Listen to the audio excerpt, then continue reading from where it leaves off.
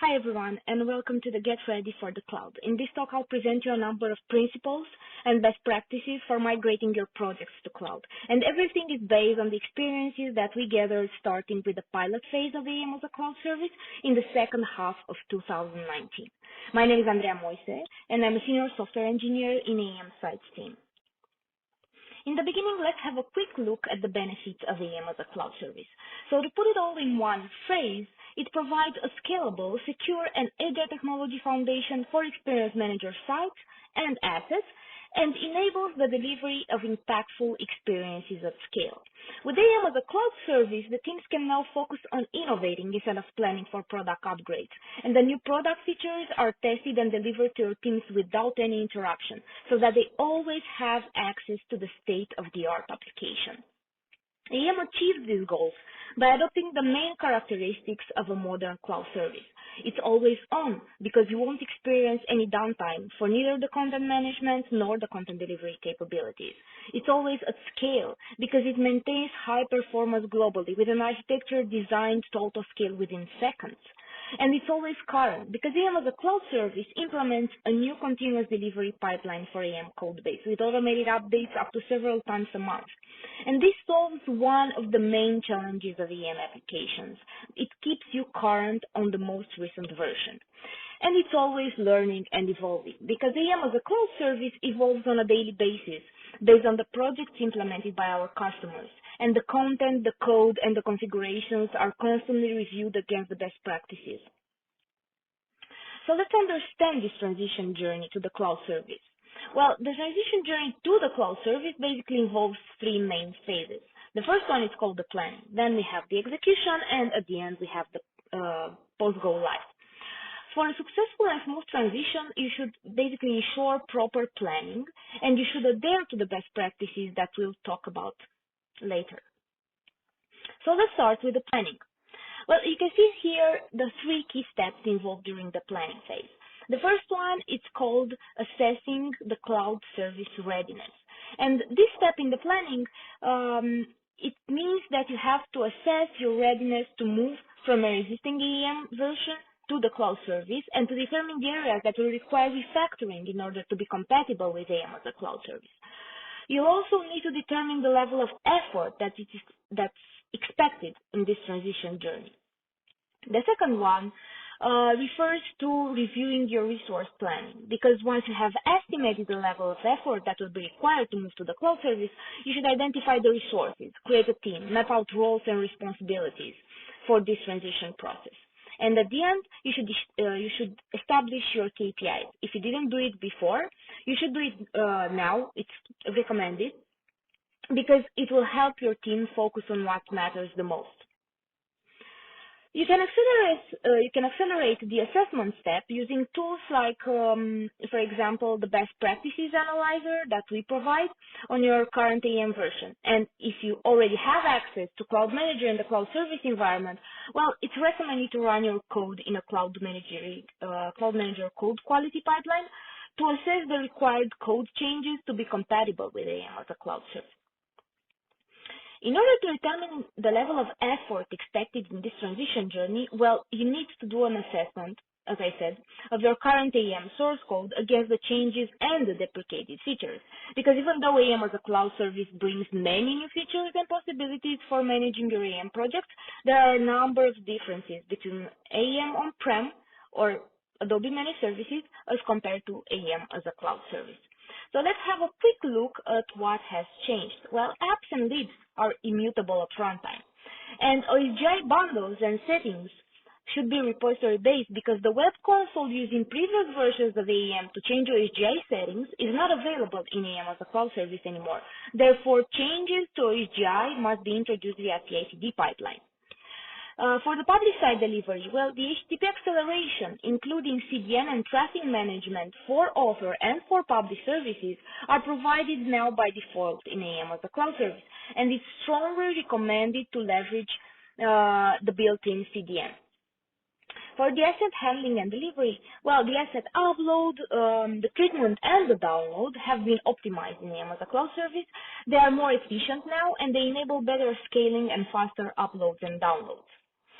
Let's have a look now at what is gone.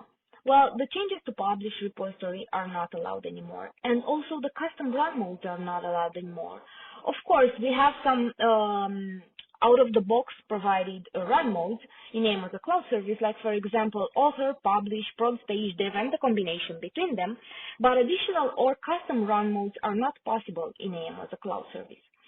Also, we removed the replication agents. In AM as a cloud service, content is published now using Sling content distribution, and the replication agents used in previous versions of AM are not longer used or provided.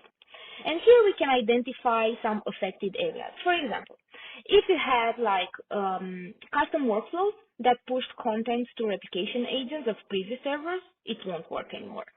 Or if you had customization of the replication agents to transform content, it won't work again. Also, using reverse replication to bring content from publish back to author won't work. And we also removed the classic UI that is not available anymore in AM as a cloud service. We discussed about the best practices analyzer tool. Well, this tool generates a report that identifies the areas of potential refactoring that are not following AM best practices. And this is the first step, as I said, in the transition journey of AM as a cloud service. The best practices analyzer report basically is used to gain a high-level understanding of general upgrade readiness. And the report includes, for example, application functionality that should be refactored or repository items that must be moved to a supported location, legacy user interface dialog and components that should be modernized, deployment and configuration issues, and of course, AM features that have been replaced by new functionality or that are not currently supported in AM as a cloud service. We also talked about the Cloud Manager quality pipeline, and this pipeline uses more sets of rules created based on the best practices from AM engineering to validate the customer code. The first set of rules is formed out of SonarQube Java rules. For example, the HTTP requests should always have socket and connect timeouts. The product APIs annotated with provider type should not be implemented or extended by the customer. The resource resolver objects should always be closed. We should not use Sling servlet path to register the servlets. And the code exceptions should be logged or thrown, but not both. The Sling scheduler should not be used. EM deprecated APIs, of course, should not be used. And we should avoid definitely hard coding apps or libs paths. The second set of rules used in the quality pipeline is formed out of OakPAL checks. For example, the customer packages should not create or modify nodes under libs. Also, the packages should not contain duplicated OSGI configurations. And the configure and install folders should only contain OSGI nodes. Packages, of course, should not overlap. Components with dialogues should have only touch UI dialogues. Reverse replication agents should not be used. Packages should not mix mutable and immutable content, and the default authoring mode should not be classic UI. Let's move now to the execution phase. And the main steps involved in this phase are the content transfer, code refactoring, and the go live. So for the content transfer, we might have two major questions. What and how? For the what is pretty easy to answer because we want to transfer the existing content and the principles, like for example the users and the groups, from a source AM instance, like on-prem or AMS, to the target AM as a cloud service instance. And the how, for the how, well, it's pretty easy to answer also because we are going to use Adobe's content transfer tool. This tool has two phases associated with the content transfer. The first one is called extraction, and it refers to extracting content from the source AM instance into a temporary area called migration set. And if you want a definition for the migration set, basically it's a cloud storage area provided by Adobe to temporarily store the transferred content between the source AM instance and the cloud service AM instance. And the second phase is called ingestion. And ingestion refers to ingesting content from the migration set to the cloud service instance. Also about the migration set, you should know that it has four major attributes. The first one is that a maximum of 4 migration sets can be created and maintained at a time during the content transfer activity. The second one is that each migration set should have a unique name. The third one is that if a migration set has been inactive for more than 30 days, it will be automatically deleted. And the fourth one, the last one, is that whenever you create a migration set, it's associated with a specific environment. So you can only ingest into an author or a published instance of the same environment. While developing and running code in AEM as a cloud service requires a change in your mindset. The code should be resilient, especially as an instance might be stopped at any time. Code running in the cloud service must be aware of the fact that it's always running in a cluster, and this means that there's always more than one instance running. Because of this, some changes, let's say, are required to your AEM Maven projects to be compatible with AEM as a cloud service. You need to make sure that they respect the split of mutable and immutable content. And the requisite dependencies are established to create non-conflicting and deterministic deployments. And of course, you need to make sure that your Maven projects are packed in a deployable structure. And what you see here in the diagram provides an overview, let's say, of the recommended project structure and the package deployment artifacts. You see here the UI apps package, or the so-called code package. Well, it contains all the code to be deployed and only deploys to apps. AEM requires a separation of content and code, which means a single content package can deploy to both apps and the mutable areas of the repository. But instead, the application must separate the code and content into discrete packages for deployment into AEM. Then you see there also the UI content package, or so-called the content package. And this contains all the content and the configuration. The content package basically contains everything not in the UI apps package, or in other words, everything not under apps or Oak index.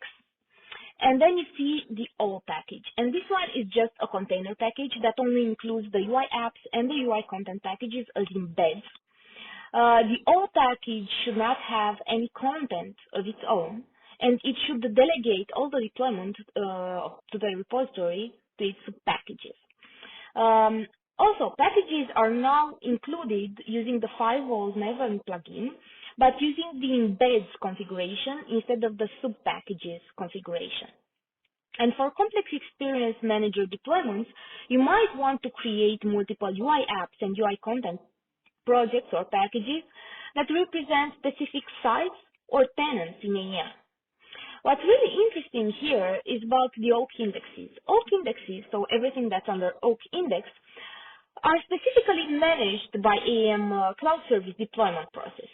This is because the Cloud Manager has to wait until any new index is deployed and fully re-indexed before switching over to the new code image.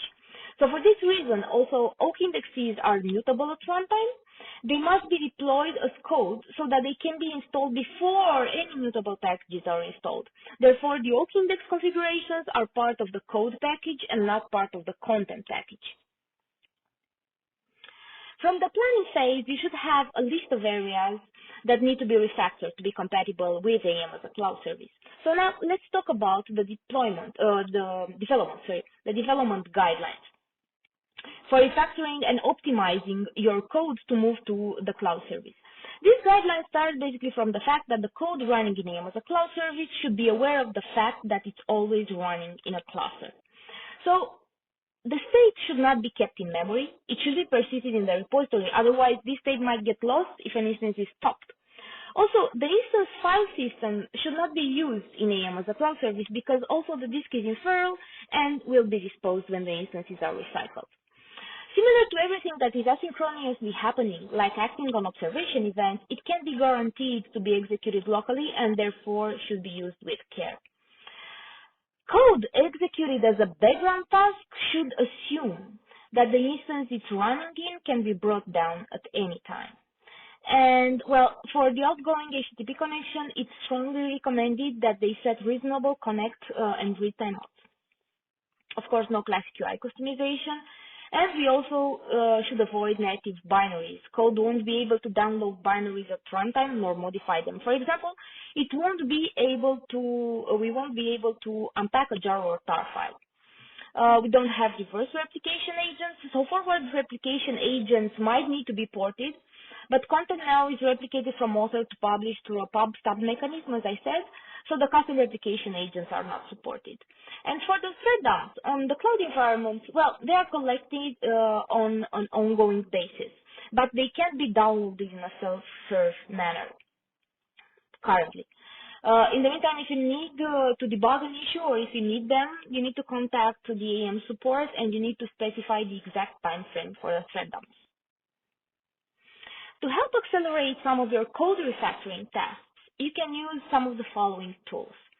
We have, for example, the Unified Experience plugin, which consists of an underlying, let's say, code refactoring tool suite. In there, you can see the repository modernizer. This is an utility developed to restructure the existing project packages by separating the content and the code into discrete packages to be compatible with the project structure defined by AM as a cloud service. Then we have the index converter, which is an utility developed to migrate a customer index definition in preparation to move to AM as a cloud service. And we also have the dispatcher converter, which converts the AM dispatcher configurations to AM as a cloud service dispatcher configuration. We also have the asset workflow migration, which is used to automatically migrate asset processing workflows from the on-prem or AMS deployments of AM to processing profiles and OSJ configurations for using AM assets as a cloud service. And we have the modernization tools that will help you convert legacy or to current AM features. And for example, you can move or refactor static templates to editable templates, design configurations to policies, foundation components to core components, and classic UI to touch UI. Now, let's have a look and talk a bit about the best practices for code deployment and testing. The code quality testing evaluates the quality of your application code. It's the core objective of a code quality only pipeline, and it's executed immediately following the build step in all non-production and production pipelines. So in the code quality testing, the source code basically is scanned to ensure that it meets certain quality criteria. And as you saw before, it can be used in the planning phase. Currently, this is implemented by a combination of SonarQube and content package level examination using OakPAL. And there are over 100 rules combining generic Java rules and AM specific rules. I think there are 115 in total, 6 disabled, 17 private. The rest of them are publicly available, and they could be introduced in your CI/CD pipeline if you want to run them, let's say, outside of AM as a cloud service to check your code. Okay, so this is a three-tier structure in the code quality. There's a three-tier structure in the code quality testing step for the identified issues. We have critical issues identified, and these issues will cause an immediate failure of the pipeline. We have important issues. These are identified by the gate and will cause the pipeline to enter a paused state. And the deployment manager, or project manager, or business owner can either override issues, in which case the pipeline will proceed, or they can accept the issues, in which case the pipeline will stop with the failure. And we also have the info issues. These are identified by the gate and are provided purely for informational purposes. They have no impact on the pipeline execution. And also, the result of this step is delivered as ratings. The results are delivered as ratings based on the failure thresholds, as you can see here on the slide. And we even have more test steps on the pipeline. We have the product functional test or the custom functional test. For the product functional test, well, this is a set of stable HTTP integration tests or ITs around the core functionality in AM. For example, for authoring or for application, and prevents customer changes to their application code from being deployed if they break the core functionality of AM. The custom functional testing step in the pipeline is always present and can't be skipped. You have to know 3 main things about the custom functional testing. it should be tagged as a separate jar file. The class names of the actual test to be executed must end with IT. And if no jar is produced by the build, the test step passes by default. And as I said, customer written functional tests must be tagged as a separate jar file produced by the same Maven build as the artifacts to be deployed to EA. Usually, this would be a separate Maven module, and the resulting jar file must contain all the required dependencies and would be created using the Maven assembly plugin using the jar with dependencies descriptor. In addition, the jar must have the Cloud Manager test type manifest header set to integration test. In the future, it's expected that additional header values will be supported, but right now this is the only one. We also have the experience audit testing. And this is a feature available in Cloud Manager production pipelines only, and it's powered by Google Lighthouse. It basically validates the deployment process and helps ensure that changes deployed meet baseline standards for performance, accessibility, best practices, search engine optimization, and progressive web app. Experience audit in Cloud Manager ensures that the end-user digital experience on the site may be maintained at the highest standards. So the results are just informational, and they allow the user to see the scores and the changes between the current and the previous scores. This insight is valuable if you want to determine if there's a regression that will be introduced with the current deployment. And let's have a look at how these results look like. They provide basically aggregated and detailed page-level test results via the production pipeline. The aggregated level metrics measure the average score across the pages that were audited for performance, accessibility, best practices, and search engine optimization. But for progressive web app, the score is not included in the summary score and will only be shown in the page level report details screen. As you can see here in the image, while the individual page level scores are also available via the drill down. Details of the scores are available in order to see what are the results of the individual tests, along with the guidance and how to remediate any issues that were identified during the content audit. Also, a history of the test results is persisted within within Cloud Manager, so that the customers can see whether the changes that are being introduced in the pipeline include any regressions from previous runs. And here you can see the page level scores. So clicking into the details of any individual page, you will provide information on the elements of the page that were evaluated and the guidance on how to fix the issues if opportunities for improvements were detected. Okay, and now we reach the goals. So the best practices for the go live preparations are, first of all, schedule code and content freeze period, because you need to perform the final content top-up and you don't want to have discrepancies between your AMS or on-prem instance and the cloud service instance. You have to complete your testing iterations and you need to run the performance and the security tests. Also, you always have to create a fallback plan. This is the most important part. You have to ensure that even the publishers go down, you protect your customers from seeing that. And this is why we do the fallback plan only at the published tier.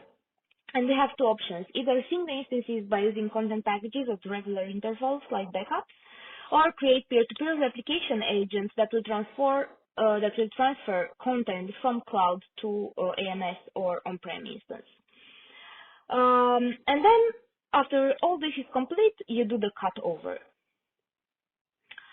So, what we've learned today, we've seen how to plan a migration to the cloud service and how to execute it by doing the content transfer and the code-based refactoring. Also, we saw how to have a successful go live. And I thank you very much for your time and hope to see you next year.